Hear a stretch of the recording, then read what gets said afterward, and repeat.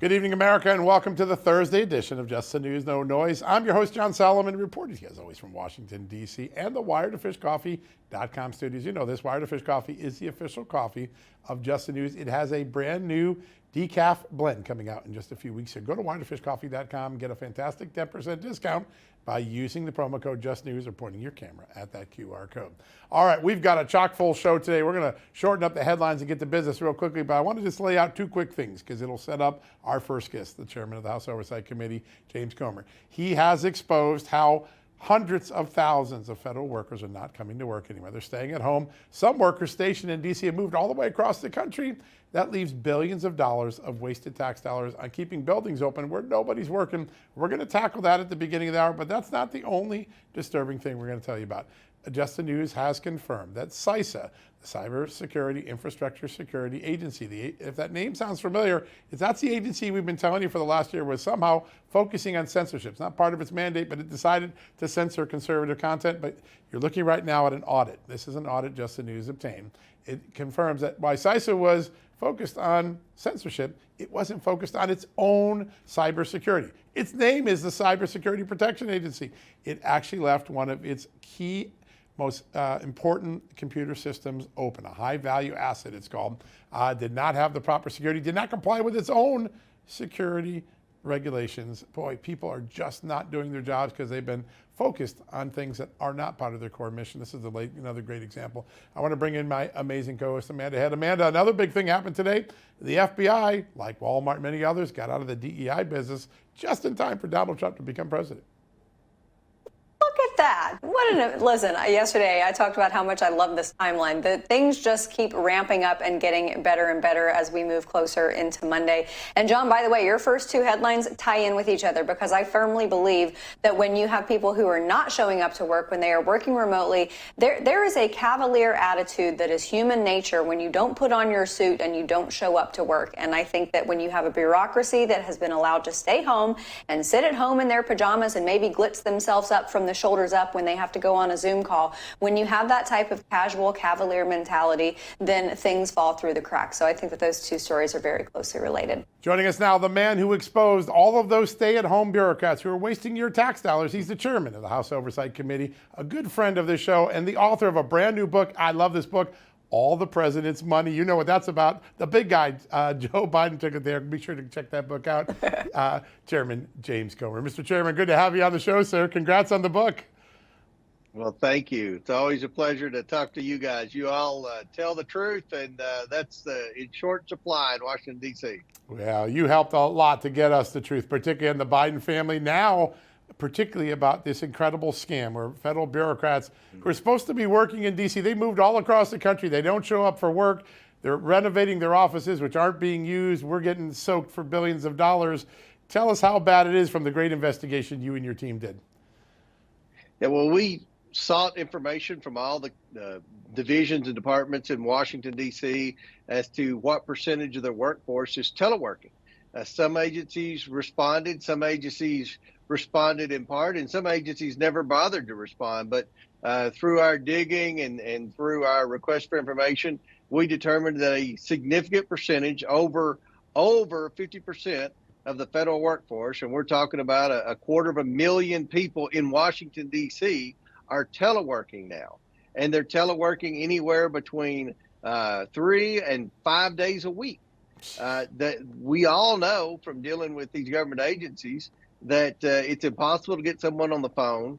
They're slower than they've ever been. There's no evidence that teleworking has increased efficiency or productivity of the federal government one bit. And we also determined that some of these government buildings in Washington, D.C. are 75% or more unoccupied, yet it costs the same to maintain them. It's the same electric bill, it's the same security, the same landscaping, same repairs and maintenance. So what we've been trying to do is first of all, get a head count. Secondly, we want to bring all these federal employees back to work, see which ones we need and see which ones that hopefully President Trump can get rid of. And then if there's a bunch of unused office space, then allow those buildings to be developed into housing or whatever the city of Washington, D.C. needs, but at least get them off the taxpayers' backs. What a great idea. Absolutely. Well, and sir, there are some pretty detrimental cascading effects when you have these empty buildings because there aren't people there. So the businesses are closing down around them, whether it's an eatery or some type of retail clothing shop. It's increasing crime. There are a whole plethora of issues that transpire when you have these empty office buildings. That's exactly right. And that's why Mayor Muriel Bowser in Washington, D.C. supports the legislation that I reintroduced yesterday, and that is the Show Up Act. And what we're trying to do is get the federal workforce back to pre-pandemic telework levels. You're always going to have employees that telework. I use the example in my office, and I have some field representatives. They have an office, but they're supposed to be on the road. They're not working from home, but they're going to city council meetings and chamber of commerce meetings and things like that. So they're not going to be in their office at all times. But so you're always going to have a percentage. But what's happened in the name of COVID, the federal employees took advantage of the situation, especially under the Biden administration, and they just kept expanding telework to the point to where now, well over half the federal employees aren't even coming to work. And the reason that you're teleworking is because of COVID, even though COVID ended 4 years ago. But you're right, it's increased crime where you don't have these ghost sections of Washington, D.C. The homeless are moving in. You're getting more drug deals. The restaurants and retailers have all shut down. So it's had a detrimental effect on the city of Washington, D.C. And that's why Mayor Bowser supports our efforts to get employees back to work. So important to have that bipartisanship, and also that bill, because you introduced it last year. This year, I bet it gets all the way through to the president's desk. Sir, I want to ask about another thing. You have spent a lot of time showing us how agencies got involved in ideological things, an off-core mission. The FBI today announcing they're going to get rid of their DEI office. That's a big cheer from a lot of agents I know. But we have a story at the top of the show we just mentioned. The CISA, the agency we're supposed to protect us all from cybersecurity threats, it got into censorship for a while on Joe Biden's behalf, but it didn't protect some of its own sensitive assets. Wasn't doing its core job for its own computers. Your thoughts on the wayward agencies that we have right now? I mean, when you get even to the cyber-related agencies in the federal government are susceptible to being hacking and to being hacked and things like that. I mean, this Biden administration is a complete failure from top to bottom. And I think what you're going to see, one of the priorities for Elon Musk and Ramaswamy and their Doge that hasn't gotten a lot of coverage is modernizing, updating, and making it less susceptible to be hacked. And that's the information technology systems for the federal government. We had this huge issue of waste, fraud, abuse in the federal government in the form of improper payments being sent out. You have people that are accessing unemployment from foreign countries. You have people that are accessing grants, that are accessing SBA loans. I mean, there's all sorts of mischief taking place because our software systems are getting hacked. So when you've got an agency that's supposed to be in charge and preventing this, that's been abusing its power by doing conservative censorship and things like that, but then they get hacked, I mean, it just shows how incompetent the entire Biden administration has been over the past 4 years, and January 20th can't get here fast enough for the American people. That's for sure. Mr. Chairman, we now have David Weiss, special counsel in the Hunter Biden investigation. We have his report, and it's pretty comprehensive, but you, as chairman of oversight, you looked into not only Hunter Biden, but Joe and James and a whole plethora of Biden family associates. Your new book, All the President's Men, it reads almost like a study guide with respect to what the Bidens have done. I know Joe Biden is leaving office in 4 days, but why is it important for the American people to still know what happened there? Well, the book is a forensic audit of what took place over the Biden years with respect to their influence peddling schemes. I would go on your show and talk about it. I would go on Hannity's show and talk about it, often with John Solomon. But you only get like a minute at the most, and I'm giving Hannity the benefit of the doubt there, a minute at the most to explain a very complicated financial scheme. So the book goes into detail of who the people were that sent the money, why they were sending the money, how they laundered it through the various accounts, the obstruction we faced from the federal government cover-ups, and the weaponized media that constantly disinformed their readers into what was actually being found. So it's a very detailed accounting of what happened from the start to the finish with respect to the financial crimes, with respect to the specific characters that were involved in the schemes, and it names the names of media personalities that were very dishonest about the investigation, and it brags on a few. And Solomon made the cut, so obviously your all show was one of the few heroes in this whole investigation. Well, that's very kind, sir. Thank you so much. You're the real hero, because I'll tell you what, when we started this story and I broke it in 19, I was called a conspiracy theorist for a long time, but yep. You went and you followed that money, you followed that evidence, those incredible interviews your team did that really changed the course. It's the IRS whistleblowers. Is there still more work to be done to make sure we understand if there was any national security damage done by the Biden family as a result of this grift? Yes. I mean, you just watch Christopher Wray's closing interview on 60 Minutes this week when he said our biggest threat is China. Well, why wasn't he concerned about the fact that Joe Biden's family took $8 million from China? They lied about it. And then they laundered it through a series of shell companies. The banks caught them. The intelligence community caught them. And yet nothing was ever said or done about it. In fact, the intelligence community went so far as to write a letter with 51 of their former intelligence officials signing it, saying that initial discovery wasn't true. So I think that we've got a lot of work to do to hold people accountable that were involved in the cover-up. Prior to doing this interview, John, I sat down and had a long discussion with Kash Patel. Yeah. I'm real excited about his new reign as the director of the FBI. I think that he will be able to work closely with my House Oversight Committee. We pledged to cooperate with them. And I said, Kash, you're going to have a tough job in getting rid of and dismantling these deep state bureaucrats in the FBI that have censored conservatives. They've coordinated and colluded with the left-wing media to disinform and indoctrinate their viewers, and they've lost the confidence of the American people. So there's going to be a lot of rebuilding that's going to have to take place at the FBI and in our intelligence community. But more than anything, I hope that we can go back and hold people accountable for all the cover-ups and all the lies that they told to the American people.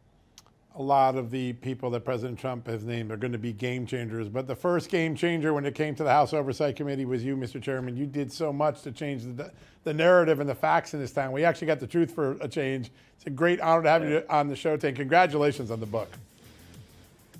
Thank you, guys. I really appreciate it. Yeah, we appreciate you much as well. All right, folks, be sure to go get that book, All the President's Money, the big guy. I love it. It's so good. We'll be back in a few minutes. We got the Attorney General of Texas, Ken Paxton, and his wife, a state senator. They worked together on a very big and important case before the Supreme Court this week. I'll tell you about that next. Hey, folks, the new year is here, and if you're looking to feel your best in 2025, you have to check out Pure Health Research. They have 45 premium health supplements designed to help with almost every wellness goal you have.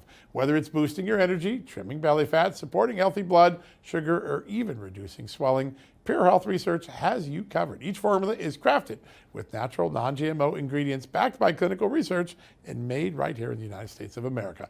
And here's the best part. Pure Health Research is offering you an exclusive, get a load of this, 50% discount for the next 48 hours. Just go to purehealthresearch.com and use the coupon code JUSTNEWS at checkout. With their 365-day money-back guarantee, there's zero risk in trying something new, so why wait? Head over to purehealthresearch.com right now and explore their amazing 45-day supplements and save 50% before this deal ends with the coupon code JUSTNEWS. Don't miss this chance to start the new year feeling your best.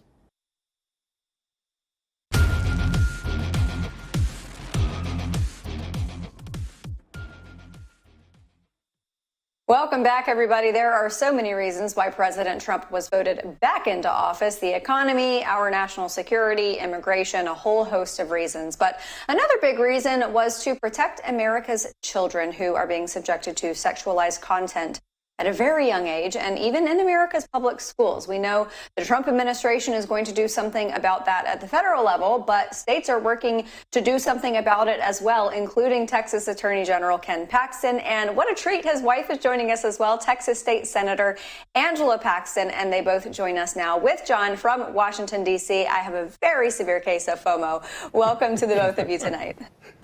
Thank you. We're glad to be here. Yeah, good to have you. Good to have you both. And Attorney General, I want to start with you about this case before the Supreme Court, the arguments yesterday.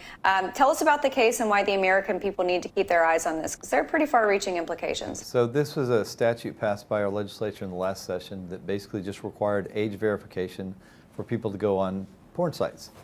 The design obviously was to protect our children from having to see this obscene material. And so we ended up getting sued by this free speech coalition, which is really just an association of porn companies hiding what they're doing. We actually got, they filed in a federal court. We lost. Actually, we got an injunction. Of course, they picked the court. And then we appealed to the Fifth Circuit. We got that injunction stayed, so the law went back into effect immediately.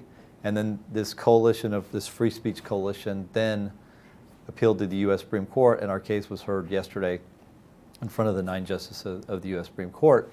And you know, I think it was a good day for us, and I think even the other side acknowledged that we have the right in Texas. We have a compelling interest to regulate these porn sites as it relates to children. They didn't dispute really the basic principle here.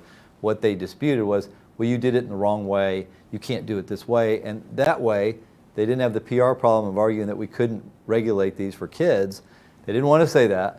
But they want to stop us from doing it this particular way because guess what? It's the way that works, and the ways that they suggested wouldn't work, and they'd continue to make their profits off these kids. It's a pretty amazing case because at the end of the day, your wife is part of the legislature that passes this law. She's a driving force behind it.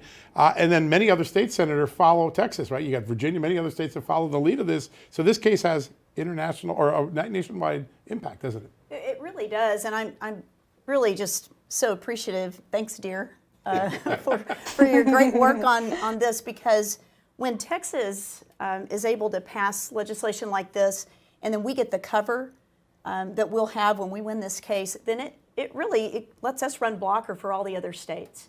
Yeah. It's such an important issue, protecting our kids. I was a teacher and school counselor for 20 years before I went into the Senate, so this is really, really important to me. Yeah, personally important. Amazing.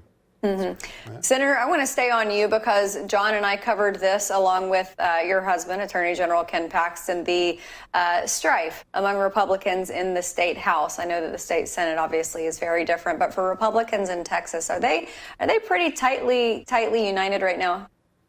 Well, you know, the House and the Senate are two different animals in a lot of ways. I'm really thankful. For example, the age verification bill. You know, we passed that unanimously. All 31 senators voted for this bill in the Texas Senate. There were other pieces of legislation on this same issue, though. For example, some legislation that I carried that we passed in the Senate to protect kids in their school libraries. Yeah. You know, that's kind of common sense as well. Kids shouldn't be exposed to this stuff in a school library. House did not take up that bill.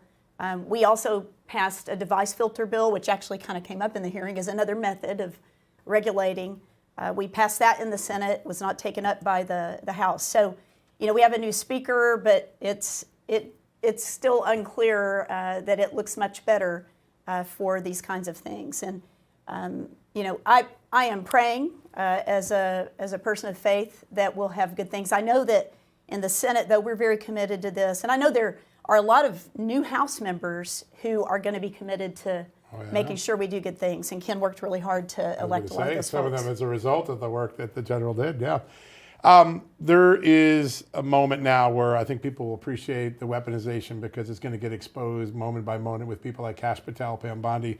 Of all the people that I've covered in the last 5 years, I can't think of another person who went through more, saw more of the Biden administration, more of the administrative state go after than you, sir.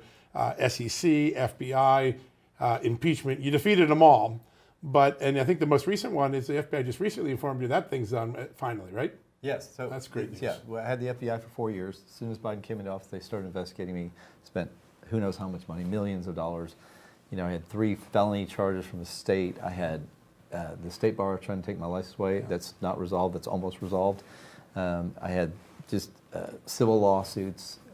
I've spent, it's been millions of dollars of legal fees in a job that pays, relatively small amount. And they know that. So they get you in these positions where you're not making a lot of money, and then you incur large legal fees. And a lot of people just end the fight because they can't afford it. And the process becomes the punishment. You told me something, I just wanted, because I had never heard this since you told me this today, but in the SEC files you got to discovery, you had been cleared before they decided to pursue you, right? Yeah, it was in the file. The attorney had made an assessment that there was nothing here. Unbelievable. And when we started going through the process, I got dismissed out of all 3 on a motion to dismiss, which means you have to assume everything they said was true, right, and you're still cleared. And that happened twice. They refiled after I won that, and they came back and tried it again, and we won again. So I won twice, but it costs a lot of money, and they know that. And then there's no apology afterwards. Nope. They don't reimburse you for the $1 million you just incurred in legal bills. Yeah. And if you have to go very far in the process, you might have to spend $10 million. You might have to bail and just confess to something you didn't do. That's right, just to get out of it. And the headline when you're accused is this big, and the headline when you're cleared is about that big. That's right. It was very buried and very little coverage. Yeah, just terrible. Yeah. They never go out of their way to correct the record. I actually want to follow up on something with respect to the Supreme Court case, because we have all seen these vulgar, disgusting materials in these books. Most of the time they have to do with gender bending and things like that are in elementary school libraries. Within the context of this case, what's considered pornographic? So, I think the Supreme Court said a long time ago, I forgot which justice, I think it was Justice Stevenson, said, I don't know how to legally describe pornography, you just know it when you see it. So I don't know that we have a real definition. I think it goes back to that one case, and I think everybody kind of does know it when they see it. Yeah. Well, the other thing is that when you see it, you can't unsee it. No, that's right. And Especially a young child children. cannot unsee this stuff. And, in Texas law, we define it as harmful material. So it really is important, as kids are growing up, when adults get addicted to this stuff, and it is addictive, when they get addicted, it rewires their brains. Yep. But when children get addicted, it's not rewiring, it's wiring their brains. They're still in that process. And so that's one of the reasons age verification is such an effective, it's an effective tool to prevent access for minors, but it's also an effective tool for minors, because the longer you can delay exposure, then the less likely a person is to become addicted. Really? Wow. That's an important thing. That's why intervening the way you have done in Texas is so important. So I talked about one legacy, which is the legacy of being weaponized by your political enemies using the judicial system. Another one that I think your people will look back at your tenure in history and say is you took state rights at one of the greatest threats to states in history, when the big Biden regulation, 103 lawsuits. I have that right? I think we're at 104. We're not 104. done. We're not done. You're not done? I don't think we're done. Oh, I think I hear it. How important was it to use the courts and to exert state rights and to roll back this incredible intrusion on the American people? Look, I think it was really important that we did this 27 lawsuits against Obama, and then 104 right now against Biden. If states don't stand up, the Constitution was set up, the states are the one that created the federal government, and they gave them certain powers, and they reserved the rest. Yeah. And that's ignored so often. I was told the 10th Amendment in my constitutional law class was irrelevant. Well, know what? It is relevant. We've made it relevant because we've fought back, and we've held them from just literally running us over and ignoring not just the states, but the Congress and the courts, and just ignoring separation of powers and becoming more like, a one-party system, and also a one-branch system, which is what a lot of countries end up doing. And fortunately, we've been able to at least stop a lot of the really bad stuff that they were trying to accomplish, which was completely unconstitutional. The two are related, too, because you did that so well. That's why they came after you. There's no doubt about it. Absolutely. I have no doubt about that as well. Yeah, I think history will show that. Yeah. Well, we are so grateful to both of you, and we are definitely going to be keeping an eye on the results out of the Supreme Court. 9-0, maybe. We will keep an eye on it. Texas Attorney General Ken Paxton and his incredible wife, State Senator Angela Paxton. Thank you both for joining us. Thank you. Thank you. Yeah, good to have you here. All right, everybody. Coming up, Senator Doc Marshall is going to be with us to talk about all the confirmation hearings going on in the Senate and more.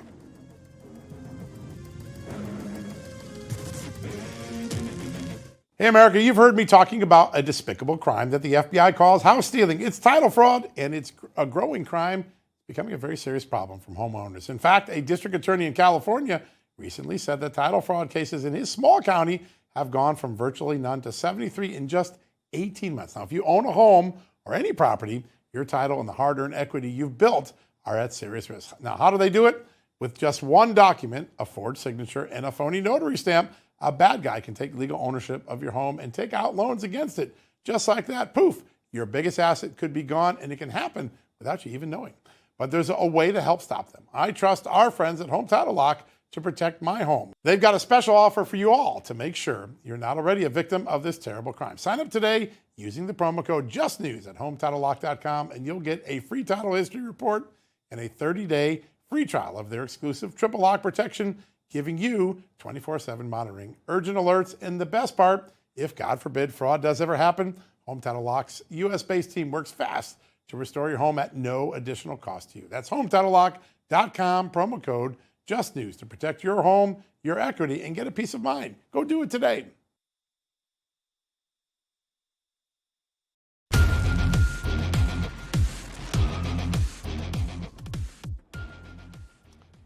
Welcome back, America. The new Congress has roared to a start.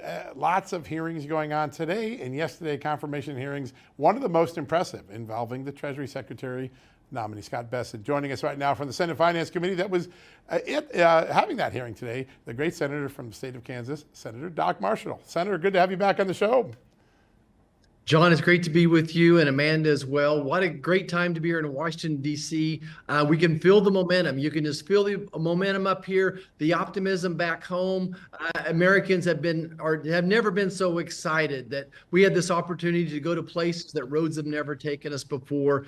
This is why I came to Washington, is to be part of that and to make sure that we leave it better for future generations. So I'm excited to be here. Yeah, we're excited as well. You can just feel the country feels like we're going to get some solutions, and they're seeing some to fall into place already. The Hamas deal, Donald Trump plays a big role in that, gets credit for that.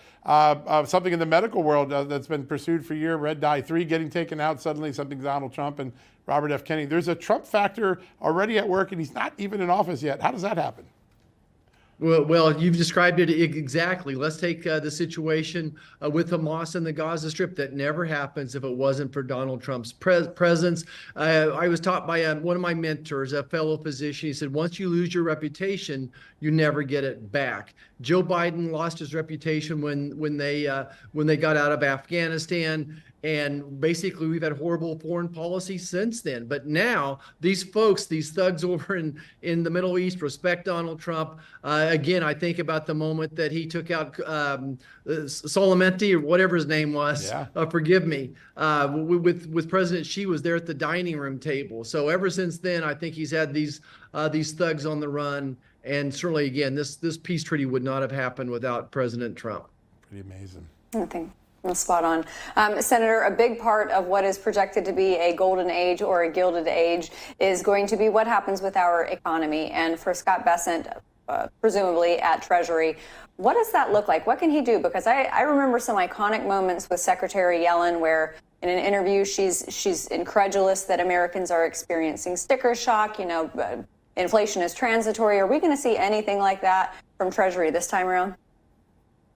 Well, I think John and I were talking earlier is we're going to see some common sense out of the Treasury for once. And also just respect for small businesses, for Main Street, for those folks back home, hardworking Americans. Scott has a very unique life experiences. He comes from the low country of South Carolina, a small city. He got his first job when he was 9 years of age. He's come through the community banking industry. He's invested in agriculture. Yes, he's had a successful Wall Street career, but I think most importantly, he understands how important these Trump tax cuts are, that we have to make those permanent. When those occurred back in 2017, the average Kansas family got to keep $1,000 each month of their own hard-earned money. So he gets that, how important it is to, again, hardworking Americans, and I think that's going to be his priority. I'll make one final point, is that 90% of rural America voted for President Trump, and President Trump understands that, and he wants to make good on his promises to bring prosperity to all. Another nominee that I think impressed, and there was a lot of media buildup, maybe suggesting he wouldn't get through the confirmation process, but Pete Hegseth, the defense secretary designate, had a really strong hearing this week. Your thoughts on his chances of getting through, getting confirmed, and starting to rewire that Pentagon so it focuses on war, not DEI? Yeah, he's going to get through. I haven't heard one Republican say otherwise. Maybe there'll be one or two dissenting votes, but I think he's going to get through. I think Pete was steady as a rock through there. I think he's going to address the two of the major issues there in our military. One is recruiting, and two is morale. Right now, even my son has just finished up a year-long tour over in Poland. He came back just concerned about the morale there in the Army. Pete sat down with him. He just happened to be here when Pete was coming through. They sat down for 10 or 15 minutes. They'd still be talking if I didn't say, "Hey, Pete, I'm the senator. Can you answer a few of my questions as well?" But Pete's going to be a great recruiter, and I think he's going to be, priority again. The priorities are going to be the war fighters and not the military-industrial base. Pretty exciting. Speaking of those confirmations, I know that there are a lot of agencies in Washington that are quite calcified, but perhaps none so much as the FBI, recalcitrant to change. What do you think it's going to look like for Kash Patel as far as his path forward through the process? Well, Kash and I have had some great conversations, and I've known him now for the past couple of years. And yes, he's going to get some heat because he's a game changer, that he's not going to go about the way things have always been. I love what he said. He said, I would take that entire FBI building. I think it's 7,000, 8,000 employees. He said, look, you've all got a badge and a gun. Go chase bad guys. Let's shut this building down and get those people out on the streets and working. And certainly if you're working from home, one of the themes I'm hearing out of every one of these nominees is we're bringing employees back to the office. But I think that Kash is going to do a great job and bring back respect and trust for the FBI. Senator, you're such a great champion for your state, and you rightly noted that President Trump won by such almost historic numbers in rural America. What are some of the most important rural America agenda items that Donald Trump and the Senate and the House can get done this year? Yeah, when you think about rural America, doesn't it start with agriculture? And we saw a record drop in net farm income last year under the Joe Biden policies. So interest rates impact farmers. Anything that impacts small businesses is going to impact farmers as well. So the regulatory environment and lowering the interest rate would be right up there. We have record high input costs, and that would mean the price of diesel and fertilizer, both driven by the price of gas and oil as well. So I think President Trump's putting energy as a priority now will drive down those input costs as well for the farmer. And really just getting control of our budget is going to help bring down those interest rates. Again, that's why someone like Scott Bessent's going to be a great Treasury Secretary, because he understands how important getting those interest rates down is. And they're not going to come down until the federal government gets our spending under control. That's a great point. No doubt about it. Senator, last night, President Biden delivered his farewell address, and one of the things that he talked about was a dangerous concentration of power and oligarchy. He seemed to lean in hard on the tech community. He didn't seem to have a problem with them when they were spending, in the case of Zuckerberg, $400 million on supporting his campaign, and yet now that they are cozying up to President Trump during, the beginning of his administration, now it's an issue? Yeah. So this is the pot calling the kettle black, right? I think the bigger question we would have for Joe Biden is the concentration of the power. Those people that were really running the White House, whoever those people are, we're still looking for them. But that's where the concentration of power was. What I see out of President Trump is he's picking a very diverse group of people to lead these agencies. There's 15 secretary level positions up here, and then over 400 federal agencies that have to be led as well. So I see President Trump a mix of group of people, but they're all accomplished. They're all good communicators. But we all know where the ball stops, right? And that's at President Trump's desk. So I'm just so ready to move on from Joe Biden. I had people texting me last night. I can hardly repeat some of the things that they were saying, but just happy that was Joe Biden's last appearance. They were asking me for prescriptions for vomiting medicine. So anyway, it's time to move on. You and I must have had some similar friends on those text chains last night. I got a similar wave. Senator, it's always a great honor to have on your show. You make us smile, you make us think, and I know one thing, you're there for bold leadership in Washington. Great to have you on the show today. Yeah, I just can't wait till Monday and ready to get to work. Thanks. Yeah, it's a big moment. Good to have you on. Thank you, sir. All right, folks, we're going to take a quick commercial break. Earlier today, I had a chance to talk to one of the top officials in Qatar, the country that played that big role alongside of Donald Trump in getting the Hamas-Israel ceasefire. You're going to have that next, right after these messages. Hey, folks, the first 100 days of President Trump's new administration will shape the future of our nation. Will Washington deliver on the promises that matter most, like securing the border, restoring energy independence, and cutting wasteful spending? My friends at AMAC, the Association of Mature American Citizens, are holding our leaders accountable with the first 100 days tracker. This powerful tool keeps you informed on the administration's progress, tracks key priorities, and empowers you to join the fight for a stronger America. And during these critical first 100 days, AMAC is offering an exclusive deal. Get a load of this. 47% off a 5-year membership. Normally $60. Now you can join for just $32. You can be a card-carrying member just like me. As an AMAC member, you're not just staying informed, you're unlocking valuable benefits like discounts on travel, insurance, and retail, and receiving America's #1 conservative magazine. Plus, you'll have a voice in Washington through AMAC Action. And you're also going to join a community that stands for conservative values and a brighter future. No matter your age, this is your moment to get involved, stay informed, stay engaged. How do you do that? Join AMAC today and help ensure promises are kept and America is restored. Visit amac.us/justnews now to join AMAC at this special rate and access the first 100 days tracker. That's amac.us/justnews to join AMAC at a 47% discount and become part of a movement that's making America great again.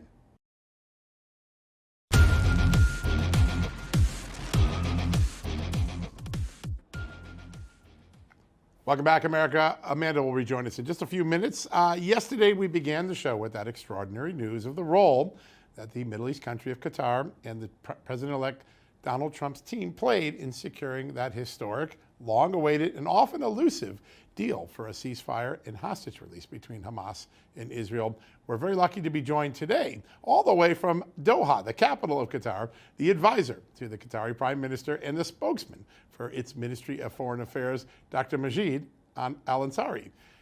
Sir, good to have you on. A great honor. First, congratulations to your country for the role. I know there was a lot of work to get to this point today. Thank you for having me, John. I really appreciate it. And I think it's a day of victory for all of us collectively. Yeah, I think that's true. I think the world feels good about this. There's still some loose ends to be tied up before Israel's cabinet signs off on this. Can you bring us up to speed on where we are right now? And are we still on track for a Sunday ceasefire to begin?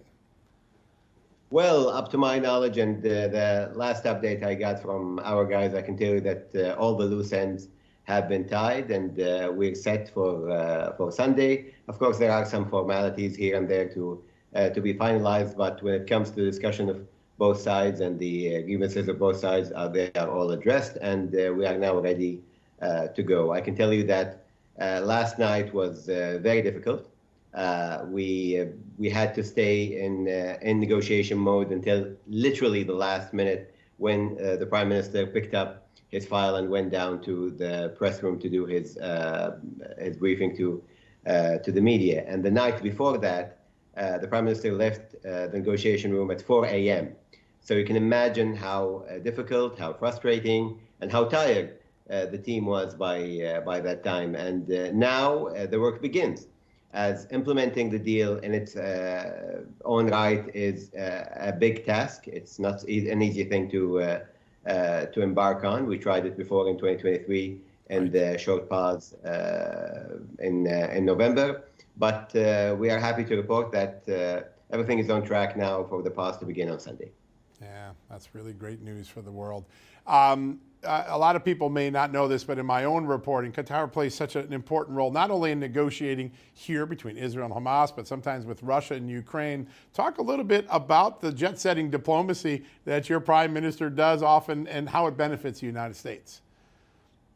Well, I'll tell you, the Prime Minister doesn't like me talking about him a lot in interviews, and I know that I will get a spanking as soon as I meet him tomorrow. But the Prime Minister spends a lot of his time working between parties, Russia, Ukraine, Venezuela, and the United States, Iran, and Israel, and Iran and the United States, in Afghanistan, of course, with the deal brokered under President Trump in his first term.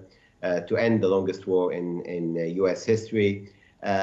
In all of these mediations that actually span back to 1962 when the Avian Accords were signed in the residence of the Qatari ruler at the time in Geneva, Right. there was one thing in mind. We're a small country. You know, Qatar's population is 3 million.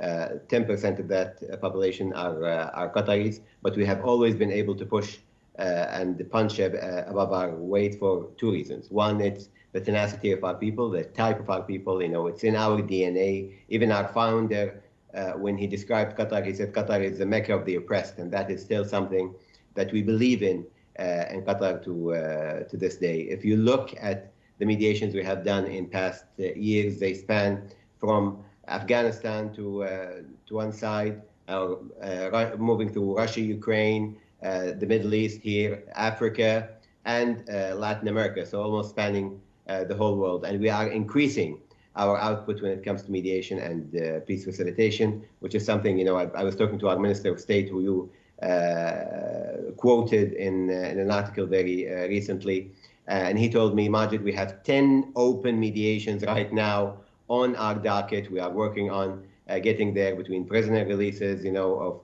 of citizens of various countries around the world in various contexts, to peace facilitation, to conflict resolution, and of course with the big ticket being the deal here between Hamas and Israel. You know, our relationship with the United States has always been a pivotal part of our foreign policy. We have been designated as a major non-NATO ally by the United States. We have a strategic dialogue every year, and the biggest base for the U.S. outside its borders is here in Doha, in Al Udeid, with more than 12,000 servicemen and women serving here in Qatar. And therefore, the relationship is integral to our existence. It's integral to our foreign policy, and it's integral to how we view ourselves in the world today. And therefore, being able to play this part in international peace and security is our, paying back our dividends to the international community and to the help that we get from all our partners abroad, and especially the United States. Yeah, a small country with an outsized diplomatic mission. It's really, really amazing what has happened over the years. So I want to ask a little bit about the dynamic change, because actually your country helped reach this deal back in May. It just didn't get off the ground. There was some resistance and back and forth. President Trump wins the election. Talk about the Trump factor and how that may have changed a little bit of the dynamics in the negotiation. Now, John, you want to put me on the spot here, but I'll take it. Okay. I can tell you very clearly that we highly appreciate the partnership with President Trump. I just told you, during his first term as president, one of the biggest mediations Qatar has ever embarked on, one of the most difficult mediations Qatar has ever embarked on, succeeded because of the determination of the Trump administration at the time to reach a deal, and that led to the end of the war in Afghanistan. We are still working over there in coordination with our partners in the U.S. to see that the Afghans see a better day coming in their future. And therefore, we believe in the determination of President Trump to create peace. And the moment that President Trump came and said, on social media and in his official statements, I want this done now, that has changed the dynamic on the ground. And we saw, especially from the Israeli side, a different dynamic in the negotiations. We saw both sides engaging more fluently in the discussions. And obviously, when Mr. Witkoff came here to the region, that was a big push towards ending this war, a big push towards reaching this ceasefire. And I can tell you that his visit to Tel Aviv and his talks with Prime Minister here in Doha, and he was with us yesterday until the last minute. He was the last to leave yesterday when we were, doing the press conference and after the press conference, and he attended the press conference with the Prime Minister, and he attended that moment when we were celebrating together, the end of more than 400 days of negotiations post the failure of the first pause. And therefore, we highly appreciate the Trump factor, as you said, John, in this situation. And we highly appreciate that President Trump made sure that his team worked in tandem with the Biden administration's team. And I think the uniqueness here was both administrations on the ground at the same time, working together to make sure that this happens, regardless of the fact that we are seeing an outgoing administration, an incoming administration Both administrations are working together to reach this deal, and this is something we appreciate in our relationship with the United States. Our partnership with the United States transcends administrations, transcends the political divide, because it's a strategic relationship that solely is based on the interests of both the United States and Qatar, and the partnership between the people of the United States and the people of Qatar. Yeah, pretty amazing. Sir, we only got a minute left. Real quickly, what's next? What are the next benchmarks we should be watching for after Sunday? Well, as you know, John, the devil's in the details. We will be seeing a lot of, mini negotiations happening during the implementation. So we have set up an operations room in Egypt, where us, the United States and Egypt, will be following everything that is happening in the deal, the prisoner exchanges, the aid going in. The main two things to be watching right now are the prisoner exchanges, how they are happening on the ground, how successful they are, and how they stick to the articles of the deal. And the second thing is how many trucks are going in when it comes to aid, how aid is being distributed inside Gaza, because these are the two biggest things that are happening. And of course, from the military perspective, the calm needs to be respected, and we really, and I want to use this last couple of seconds to say that we are calling and we are hoping and we are wishing that everybody respects the articles of the deal and we see peace in our region. The children of Gaza deserve to look at the sky and see hope and not fear. And the people in the region, including the Israeli families, deserve a moment where they see their family members return home and they rejoice with their families. I've been talking to hostage family members for the past couple of days, and I can tell you that hope is now the sign of the times. Yeah, and it's made possible by the great work of your country, your prime minister, and of course, the two American presidents working together, even from different parties. What an extraordinary story. Sir, what a great honor to have you on. I can't wait to have you join us again soon. Thank you, John. I have to see you in D.C. very soon. I would like that very much. Thank you, sir. All right, folks, we're going to take a quick commercial break. When we come back, some final thoughts from Amanda and I on what's been a very busy and interesting news day. We'll be right back.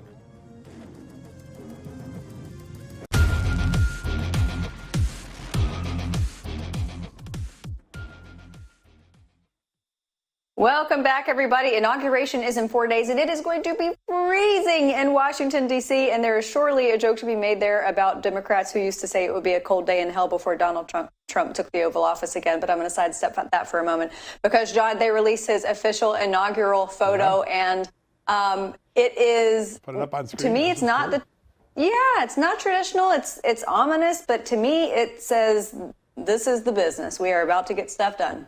Yeah. Well, listen, it's exactly probably how Donald Trump wants to be remembered. He wants to be remembered as tough, and that toughness comes through.